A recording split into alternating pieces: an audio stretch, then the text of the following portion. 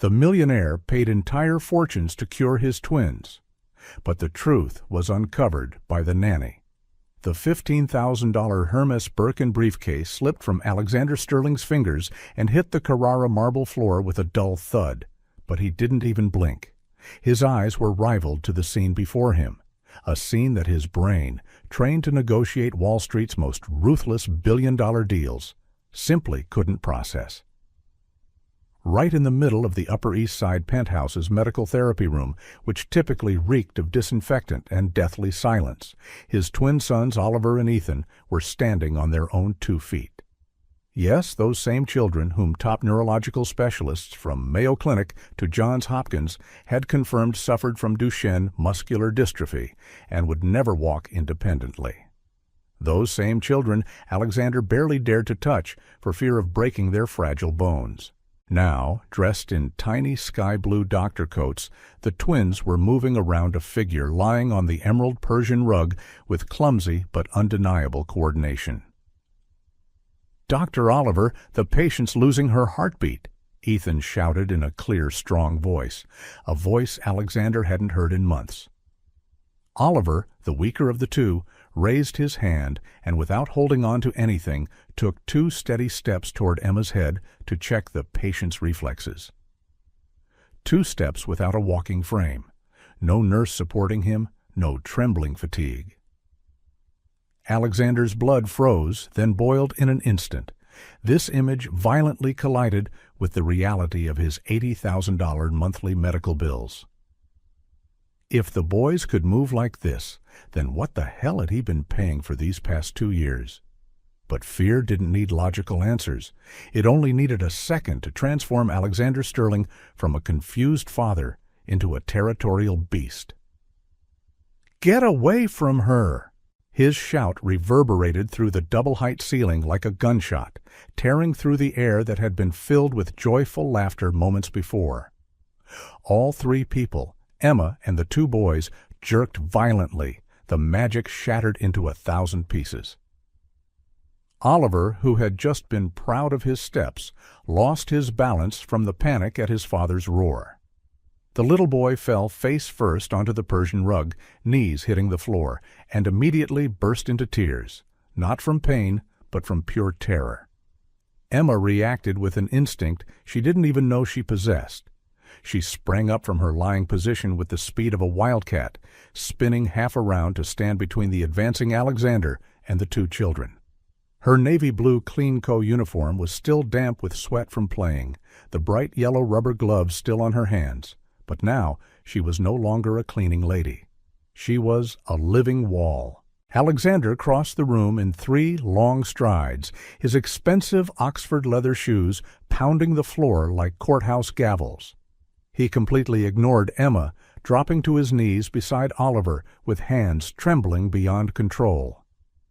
The hands that had signed billion-dollar contracts without hesitation now shook uncontrollably as they gently touched his son's knees, arms, shoulders, searching for any sign of broken bones, searching for the damage doctors had warned would occur with any physical activity. "Does it hurt? Did you break anything?"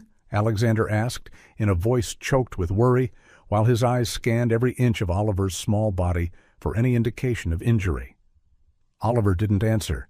He only cried and pointed toward Emma. Ethan, the twin brother, also began to sob, trying to push his father's hands away from his brother.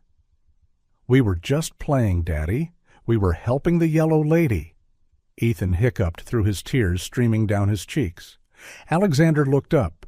His dark eyes, usually cold and calculating in boardrooms, were now filled with rage mixed with pure horror.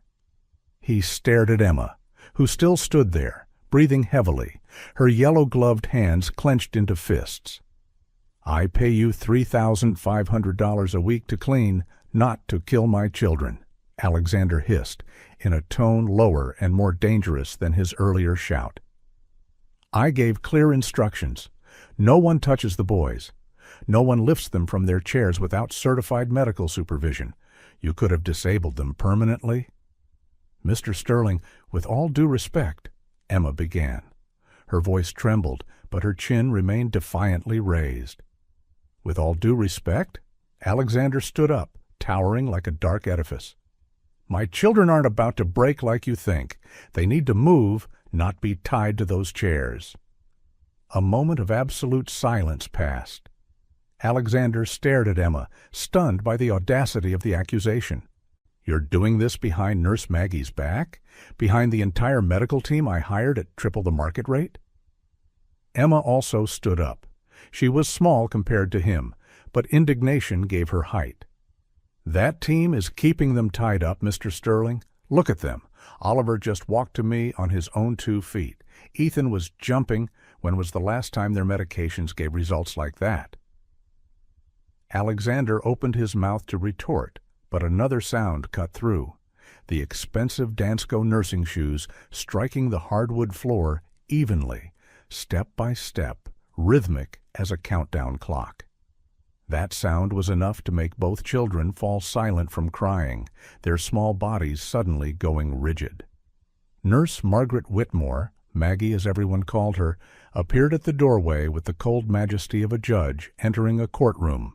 She was a sturdy woman of 52, her face always bearing an expression of eternal severity, silver hair pulled tight into a high bun without a single strand out of place. Her uniform was snow white and pristine, not a wrinkle, as if she just stepped out of a sterile operating room. In her hands was a silver tray on which lay 2 syringes filled with amber-colored solution. "Good Lord!" Maggie exclaimed with carefully calculated shock, setting the tray down on the side table with a metallic clatter. "Mr. Sterling!" I heard shouting. "What happened to the boys?" With the performance of a professional stage actress, Maggie rushed to the children's side, pulling from her pocket a pulse oximeter and clamping it onto Oliver's finger before the boy could protest. Her eyes fixed on the small screen displaying digital numbers. "Tachycardia," Maggie declared with a tone as grave as reading a death sentence, looking at the blinking screen. Elevated heart rate, perspiration. "Mr. Sterling, I warned you. Unqualified personnel should not interact with the patients. Stress can accelerate muscular degeneration." Alexander felt the weight of guilt press down on his shoulders like a granite slab. Maggie was the best nurse in the city, recommended by the director of the private hospital himself. She cared for the boys 24/7. If she said they were in danger, then they must be. "I've handled it, Maggie," Alexander said, not looking at Emma. "This girl will be leaving permanently." But Emma was no longer the timid cleaning lady. She looked at the 2 children who just moments ago had been laughing and jumping, full of life, now cowering when Maggie appeared. She saw the light in Ethan's eyes die when he noticed the syringe on the table. "They're not stressed from playing," Emma spoke up, her voice growing stronger as she slowly removed the yellow gloves one by one with meaningful, distinct snaps. "They're afraid of you, Maggie." The nurse slowly turned with a condescending smile that didn't reach her cold eyes. "Poor thing," Maggie said, tone directed at Alexander but eyes on Emma. "Household staff often become emotionally attached and mistake nervous excitement for improvement. This is the placebo effect in the ignorant, Mr. Sterling. She thinks games can cure genetic diseases. It's sweet, but dangerous. This isn't placebo." Emma threw the gloves onto the white leather sofa, an unthinkable act of rebellion. "These children have muscles, they have strength, they don't have energy because you keep them on medication." The silence that fell was absolute. Alexander stared at Emma, stunned by the audacity of the accusation. "You should be careful what you say," Alexander warned, stepping closer to her. "You're accusing a medical professional of negligence. That's slander." "I'm accusing this woman of putting your children to sleep so she doesn't have to care for them," Emma burst out, pointing straight at the syringes. "I've cleaned their rooms, Mr. Sterling. I've seen them sleep 18 hours a day. I've seen when you're not home, she doesn't even look at them. She sits all day on her phone while they stare at the ceiling.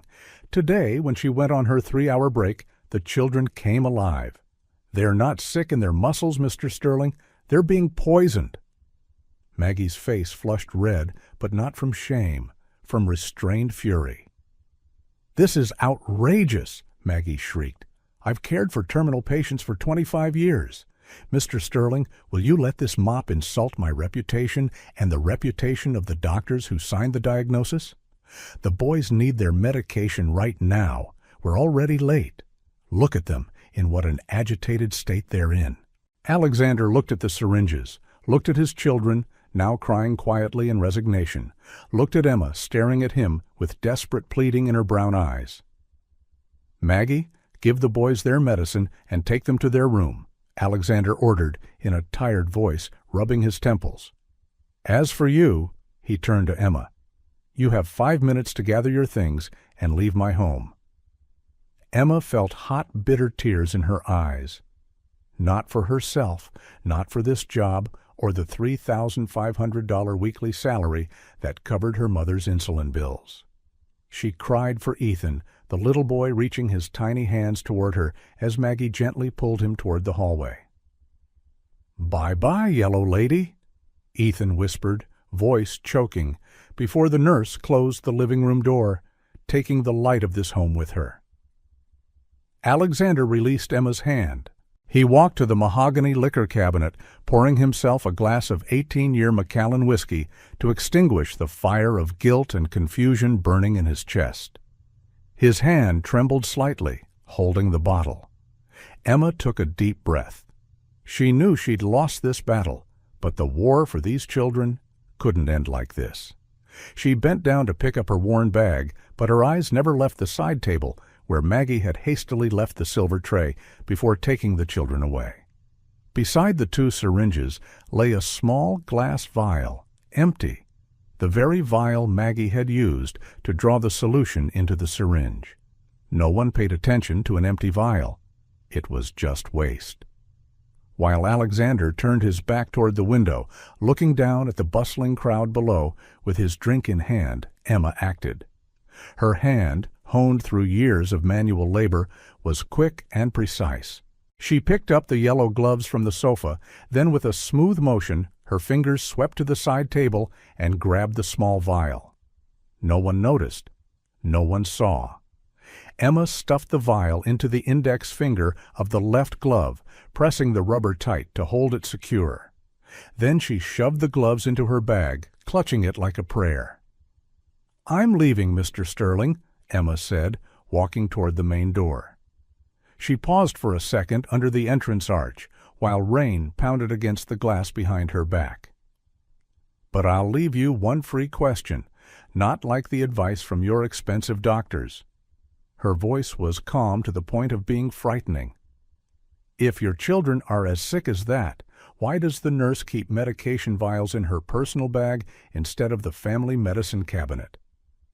Alexander froze, the glass stopping midway to his lips. The amber liquid of the whiskey trembled.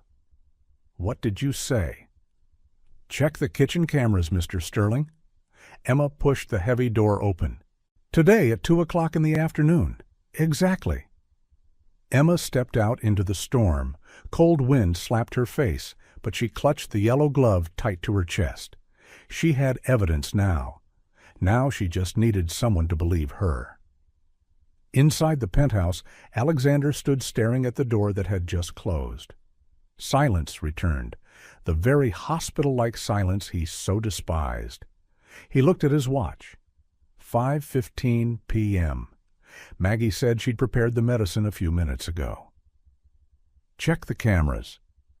Those words echoed in his head like warning bells. Alexander set the glass down hard on the table. He didn't want to believe a cleaning lady. He hated when an outsider questioned his controlled world. But if there was anything Alexander Sterling hated more than chaos, it was being made a fool. Alexander stood before the security system in his private office, hands still trembling slightly. This was a room no one was allowed to enter, where 12 high-definition monitors displayed every corner of the penthouse in real time. But what Alexander cared about now wasn't the present. What he cared about was the past. He hated letting a cleaning lady plant seeds of doubt in his mind. But Emma's words echoed relentlessly. Why does the nurse keep medicine in her personal bag? Alexander's fingers tapped on the keyboard. System, access archived footage. Camera, kitchen, time, today, 2 p.m. The screen flickered, then displayed the image. Alexander leaned forward, eyes glued to the monitor.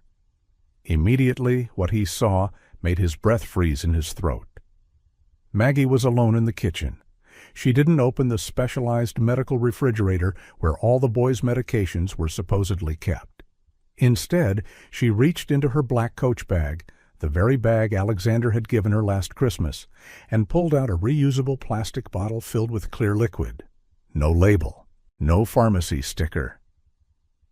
Maggie looked around like a criminal accustomed to doing evil, then poured a generous amount of that liquid into the boys' 2 cups of orange juice. She shook the cups evenly, then returned the bottle to her bag. And then, the detail that made Alexander's blood run cold, she pursed her lips in a smile. A cold, calculating smile. The sound of shattering glass rang out as the Macallan whiskey glass slipped from Alexander's hand and exploded on the oak floor. But he didn't even notice. His eyes remained fixed on the screen, mind spinning. With trembling hands, Alexander rewound the footage. System, main living room, 3 days ago, 10 a.m. The screen switched to another scene. Alexander saw the very room where the confrontation had occurred hours earlier. Maggie sat on the sofa, feet on the coffee table, a complete violation of rules, engrossed in a phone conversation. Oliver and Ethan sat in their high-tech wheelchairs, heads bowed, staring blankly into space with desperate boredom. Maggie didn't even glance at them once. Then the side door opened. Emma entered with a mop bucket and, of course, those bright yellow rubber gloves. The moment the children saw her, their heads lifted as if someone had flipped a switch in their small bodies. On screen, Emma set the bucket down, glanced toward Maggie, who didn't even budge, then winked at the 2 children. Alexander stared as Emma began cleaning the large window overlooking the garden, but not in the usual way. Her movements were broad, exaggerated, rhythmic. She began to dance, a perfect ballet, spinning on one leg while cleaning the upper part of the glass, then lowering into a graceful squat to clean the bottom. And then the miracle happened. Ethan, the boy doctors said had the weakest legs, began imitating her right from his chair. He raised his hands, mimicking the motion of cleaning the air. Oliver followed. They laughed. Alexander could see clearly on their little faces, despite no sound. Emma turned to look at them. Instead of scolding or looking with pity, she placed her hands on her hips, those hands wearing bright yellow gloves, and made a challenging gesture as if saying, "Is that all you can do?" Alexander watched Emma approach them. She didn't lift them, didn't carry them like sacks of potatoes the way Maggie and the therapists usually did. She simply extended her hands as a support point and waited with infinite patience. On the video, Oliver gripped the yellow gloves tightly, tensed his arms, his little face flushed with effort, and he pushed himself up. His legs, the very legs doctors said didn't work, tensed. Calf muscles became clearly defined. "Come on, son. You can do it," Alexander whispered alone in the security room, tears streaming down his cheeks, speaking to the footage from 3 days ago. Oliver stood up, swaying. Yes, weak but standing. Emma didn't release his hand, but didn't hold completely either. She let him feel his own weight, then began stepping back in small steps, gently dancing, inviting him to follow. Oliver walked, one step, then another. A choked sob escaped from Alexander's throat. He had spent millions of dollars on Swiss clinics to have them tell him this was impossible.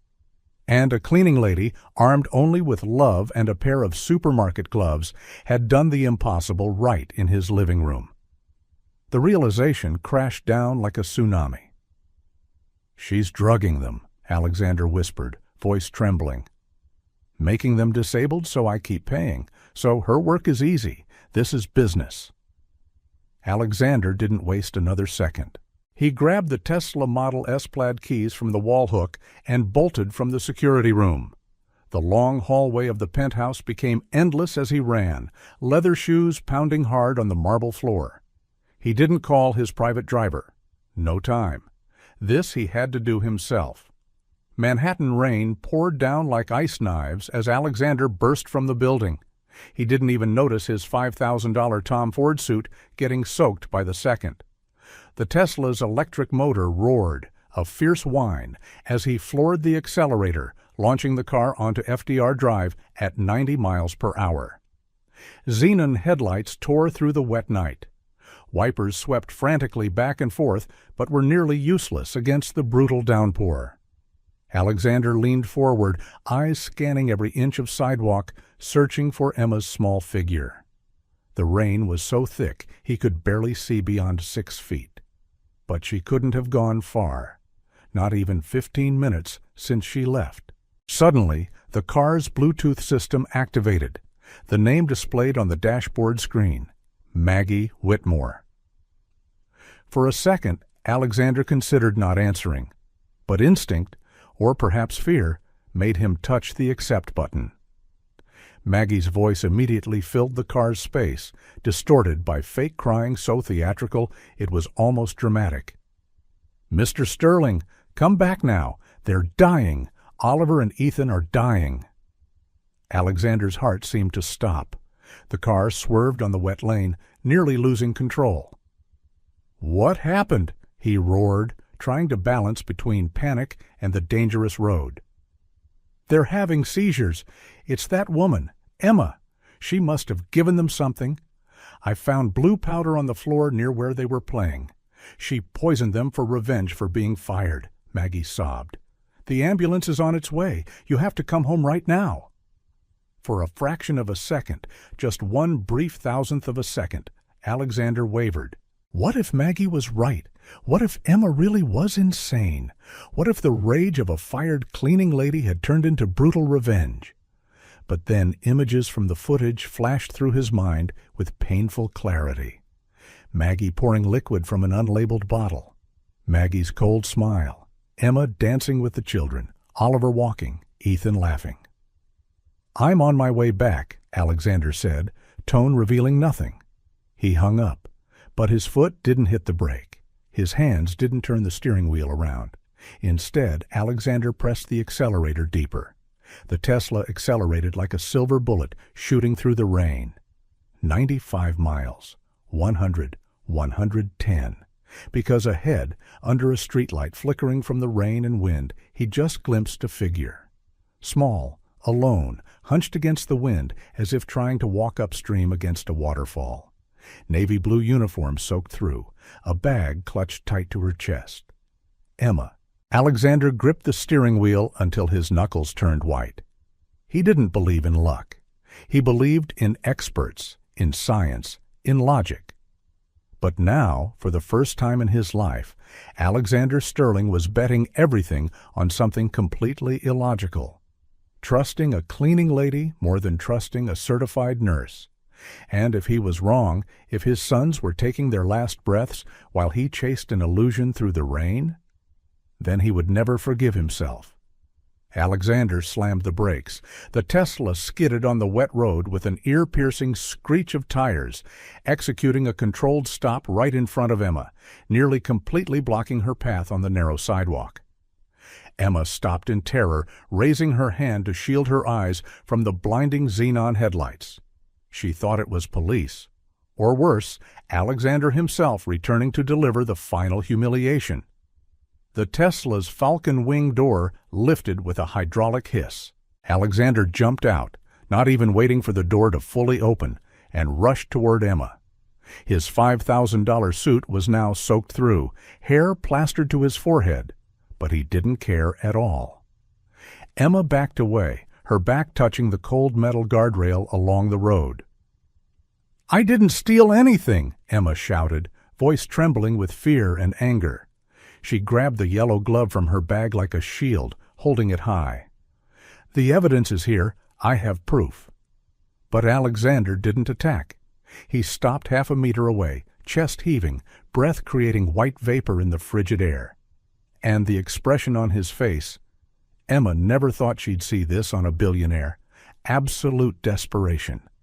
"Get in the car." Alexander's voice wasn't a command. It was a plea, a begging from the depths of his soul. "No." Emma shook her head violently, rainwater flying everywhere. "You fired me. You called me a murderer." "Oliver is dying." Alexander's shout broke, full of pain and pure fear, to the point that Emma felt her legs go weak. The cold disappeared, replaced by a fire of burning adrenaline. "What?" Emma whispered. "Maggie just called. They're having seizures.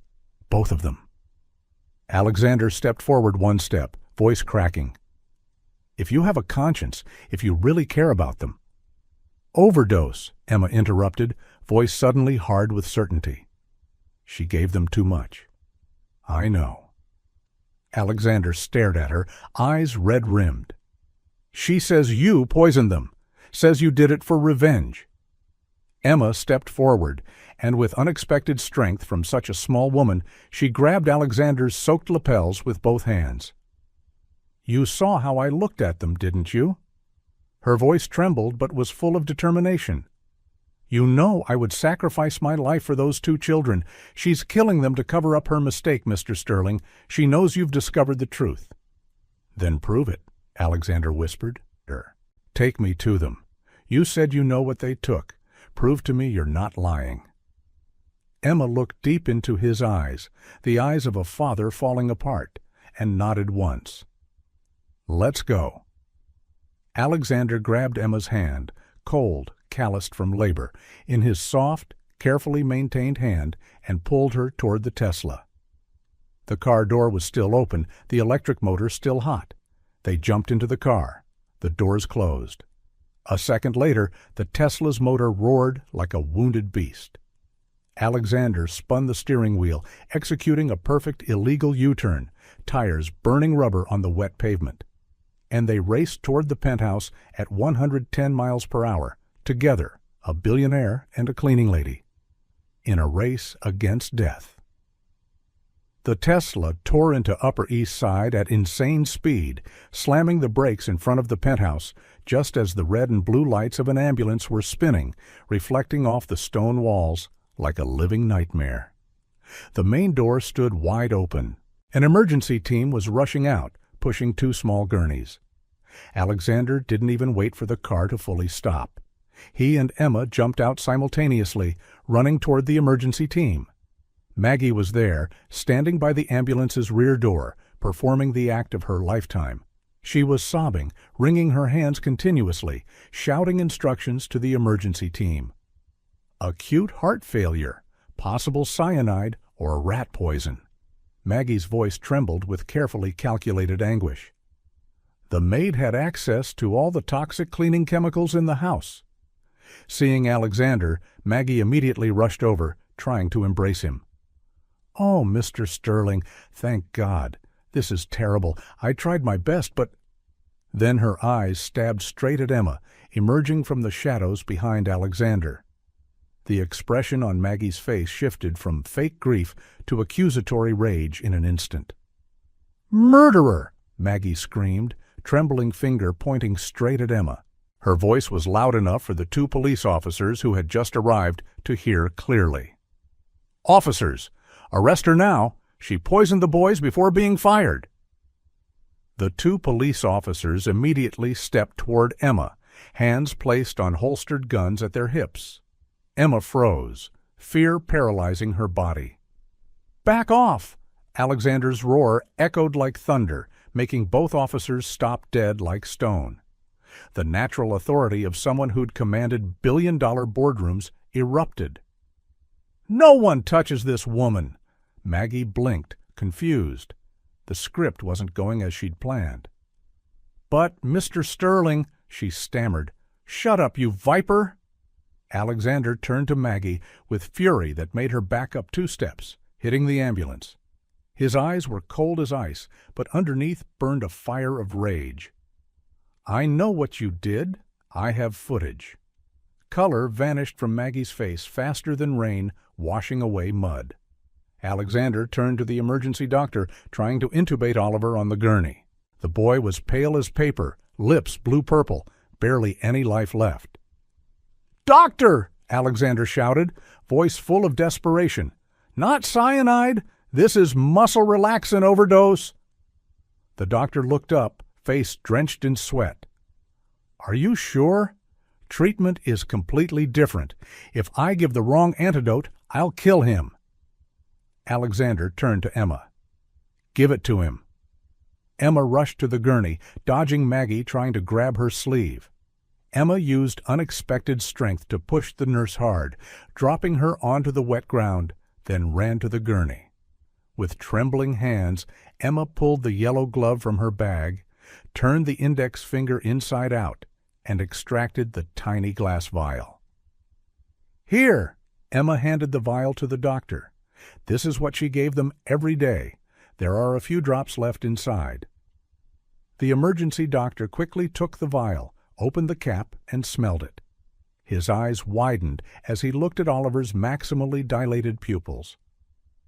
"Neuromuscular blocking agent," the doctor shouted to his team. "We need mechanical ventilation immediately and neostigmine. Right now, they can't breathe on their own."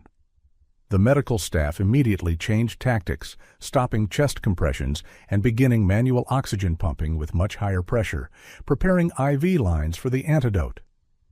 "Load them up," the doctor ordered. "Code red to New York Presbyterian.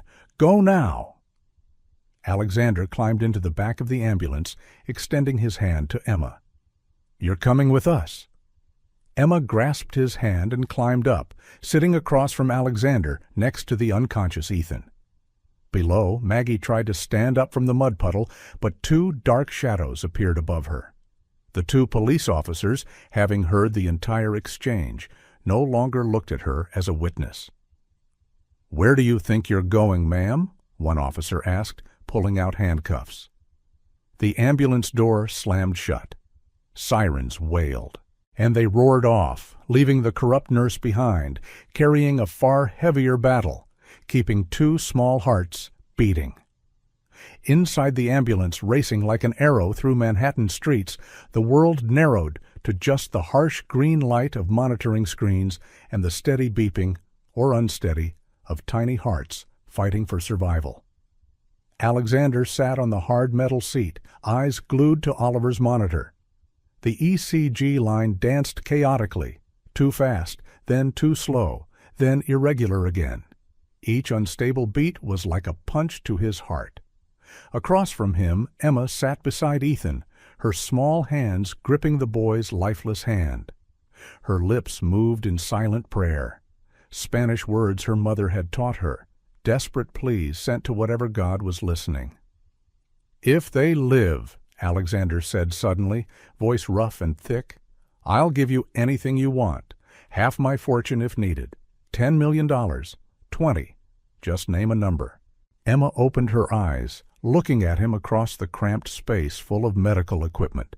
Tears streamed down her cheeks, but in those brown eyes was strength like steel. "I don't need your money, Mr. Sterling." Her voice was gentle, but firm. "I only want one thing. When they wake up, and they will wake up, I want them to see their father beside them. Not a soulless nurse, not strangers, but a real father." Alexander opened his mouth to respond, but the sound from the monitor made his blood freeze. Beep! One long, continuous, monotonous beep. Oliver's ECG line became a perfect straight line, the flat line of death. "Flat line!" the paramedic shouted, rushing to Oliver's gurney. "Charging defibrillator! Everyone clear!" Time stopped. Alexander felt his soul being pulled from his body, as if he was looking down from above, watching his 3.5-year-old son lying gray on the white gurney. "Oliver!" Emma screamed, hand flying to cover her mouth, still wearing the yellow glove, now dirty with mud and tears. "No, no, no!" "Charging 200, the paramedic yelled. "Clear!" Oliver's small body jerked up from the gurney as electricity coursed through. His light blonde hair shook, then fell back down. Silence. The monitor remained a straight line, a cruel, merciless straight line. Alexander couldn't breathe. The world spun. He reached out, grabbed Emma's hand, and squeezed with desperate strength. Squeezed until it hurt, but she didn't pull away. She responded, her small hand gripping his like an anchor in a storm. In this hell of sirens and flashing lights, they were the only two people who truly loved these children. "Come back, Oliver," Alexander whispered, voice breaking. "Come back to me, son. Please." "Charging again," the doctor shouted. "Clear." The second shock. The small body jerked again. Silence. Flatline. And then, beep, one beat, weak, alone. But there. Beep, beep, beep. The heartbeat returned, chaotic, irregular, but alive. The ECG line danced like ocean waves in a storm, but it was moving. The tiny heart was fighting. The doctor fell back, exhaling heavily. "We're holding him, but very weak. I don't know if there's brain damage from oxygen deprivation. The next 24 hours will be critical." Alexander released Emma's hand, covered his face with both hands, and wept. Deep, almost primal sobs from a man who hadn't cried in 20 years. His shoulders shook with each wave. Emma, with a mother's instinct, reached across the gap and placed her hand on Alexander's shoulder. On the shoulder of a billionaire, but now just a broken father, comforting him like comforting a child. The ambulance swerved sharply, racing up the ramp of New York Presbyterian Hospital. The battle had only just begun. 3 weeks after that fateful night, the Upper East Side penthouse had completely transformed. Walls that once echoed hospital-like silence now filled with children's laughter. Expensive designer furniture was moved aside, making room for parallel bars, high-density exercise mats, and colorful therapy balls. Alexander sat in his office, reading an email just arrived from the security director. Each word was like a punch to the gut. "Mr. Sterling, we found something in Maggie Whitmore's financial records. She wasn't acting alone. There are regular transfers to a Swiss account. Recipient name, Richard Bennett." Richard, Catherine's brother, his late wife. Uncle Rich, the kind one, who always brought gifts for the boys each Christmas, who told Alexander, "Go do your work, I'll watch the boys." Alexander remembered the clause in Catherine's will. $5 million trust fund for Oliver and Ethan. But if the boys died or were declared permanently disabled before 18, all assets would transfer to family management, meaning Richard. This wasn't just about money. This was betrayal by blood. The doorbell rang. Security announced, "Mr. Richard Bennett here to visit, sir. Says he wants to see the boys after the news." Alexander felt ice-cold calm. Let him in, and called Detective Chen quietly. 10 minutes later, Richard walked into the living room with a confident smile. But seeing Oliver and Ethan practicing walking on parallel bars with Emma, his expression flashed with panic. "Alex, wonderful! The boys, they can walk?" Richard's voice tried to maintain joy, but his eyes darkened. "They're recovering." Alexander stood, voice cold. "Thanks to Emma, not thanks to doctors, and certainly not thanks to Maggie." "Maggie was terrible," Richard began. "She confessed everything." Alexander opened the large TV screen displaying bank statements. $10,000 monthly, from you, paid to Maggie to disable the boys. Richard's face went from tan to pale. "That's a misunderstanding. You knew exactly what drug Maggie used. Succinylcholine.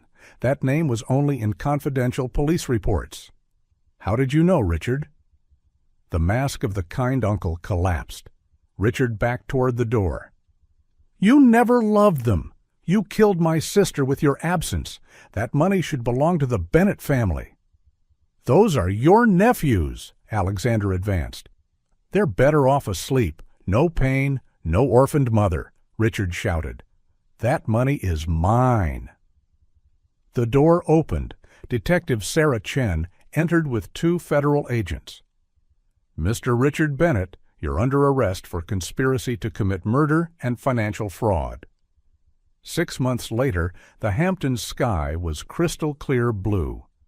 On the private beach, a large white tent was erected, decorated with hundreds of balloons, mostly yellow. Oliver and Ethan's 4th birthday. 100 guests stood waiting, whispering. Then the music stopped. "Ready or not, here we go!" Alexander shouted. Oliver and Ethan burst from the beach house, not walking, but running. Clumsy, legs still slightly stiff, but they ran with wild joy. The crowd held its breath. Ethan tripped, rolled in the sand, but didn't cry. The boy laughed. "I'm a bowling ball," then jumped up, leaping on his brother. Late afternoon, Alexander led Emma to the garden corner under the jasmine arbor. "About your contract?" Alexander opened the gold-wrapped gift box. Inside, a silver picture frame. No photo. Only the yellow rubber glove perfectly preserved. Bronze plaque engraved. "The hand that held our world when it was falling." Emma covered her mouth, tears streaming. Alexander pulled out an antique key. "The key to this house. I want you here, not as an employee, as part of the family." His voice trembled. "I love you, Emma. Since the day you danced with my sons. Since the day you stood between me and them to protect." Emma smiled through tears. "I love you, Alex, since the day you wore yellow gloves and knelt on the floor to play with them." Alexander leaned down and kissed her under the blazing orange sunset. "Daddy! Emma!" The boys ran over, faces smeared with chocolate frosting. Night fell. In the beach house above the fireplace, once bare, now hung the framed yellow glove. Alexander paused before it, whispering, "Thank you," then ran upstairs 2 steps at a time toward the laughter of his sons and the woman he loved, eager for what tomorrow would bring.